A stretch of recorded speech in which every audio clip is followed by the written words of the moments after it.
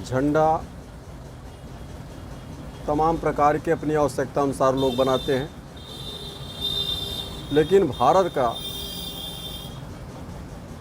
जो तिरंगा झंडा है वो लाखों करोड़ों महापुरुषों के त्याग, तपस्या और बलिदान का प्रतिफल है। इसकी मान्यता शायद ही दुनिया के किसी देश में पाई जाए। ये भाषा, जाति, धर्म सबसे सर्वोपर अगर कुछ इस देश के अंदर होना चाहिए तो हमारा राष्ट्रीय ध्वज तिरंगा होना चाहिए। हम आज तिरंगे को लेकर जब सड़क से गुजरते हैं, गुजरते हुए लोगों को देखते हैं तो कभी कभी मन में एक पीड़ा होती है।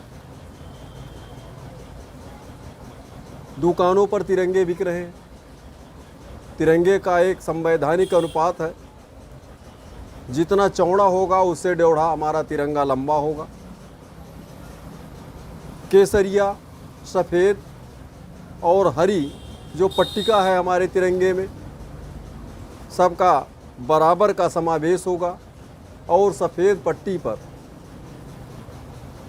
अशोक चक्र के 24 तीलियों वाला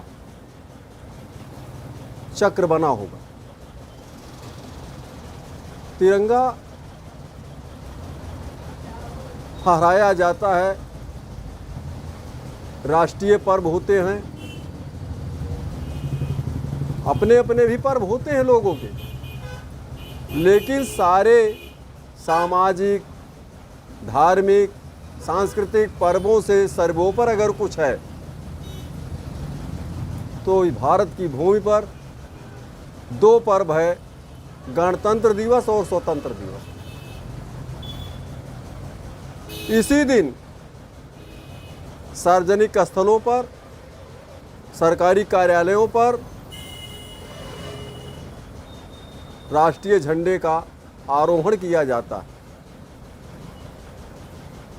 फूल माला झरते हुए झंडे को हमने तमाम जगह देखा, लोग सलामी देने के बजाय तालियां बजाते हैं, पड़ोसी से बातें किया करते हैं। ये झंडे के सम्मान के विपरीत मैं महसूस करता हूँ। झंडा हमेशा स्ट्रिक्ट खड़ा होना चाहिए, लेकिन तमाम जगहों पर देखिए तो कहीं झंडा झुका हुआ है।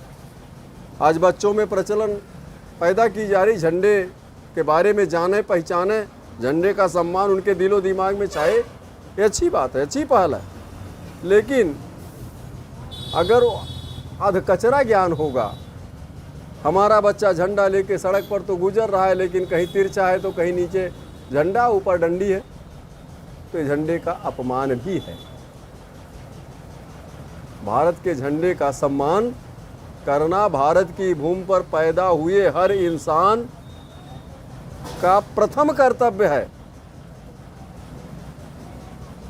आज दुकानों पर कहीं झंडा धोबी घाट की तरह सूख रहा है, टंगा हुआ है, तो कहीं तिरछा बिक्री, इसका कोई मतलब नहीं होता।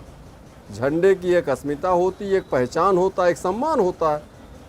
उस सम्मान और व्यवस्था की जानकारी अगर न हो तो राष्ट्रीय झंडे को तो कतई हाथ नहीं लगाना चाहिए। अपमानजनक स्थिति में पहुंचाने के लिए। बाकी राष्ट्रीय ध्वज तो स्वतंत्रता दिवस और गणतंत्र दिवस के दिन जब आरोहण होता है तो वही हमारा राष्ट्रीय ध्वज होता है। तमाम जगहों पर कागज़ के झंडे हैं, कोई साटन का झंडा बनाए है, कोई टेरिकाट का झंडा बना है, ये प्रतीक तो हो सकते हैं, लेकिन शुद्ध रूप से अगर कोई झंडा राष्ट्रीय झंडा माना जाए तो जहाँ तक हमने अपने बड़े बुजुर्गों से सुना है, सीखा है, जिनकी सानिध्य में हमको मिली जानकारी है, राष्ट्रीय ध्वज शुद्ध रूप से खादी का होता है, काटन का होता है। ये साटन, टेरिकाट, कागज़ और पन्नी का कोई झंडा नहीं होता। और इस झंडे को लोग पहचाने, यही मेरी पूरे देश के जनमानस से गुजारिश है, इल्तिजा है। इसकी हैसियत को, इसके सम्मान को जीवन में आत्मसात करें और जीवन पर्यंत इसके गौरव को कायम रखने का सतत प्रयत्न करते रहें। ये हमारा निवेदन है, प्रार्थना है, इल्तिजा है। और इस झंडे के सम्मान करने वाले देशवासियों का मैं सत सत नमन करता हूँ, वंदन करता हूँ।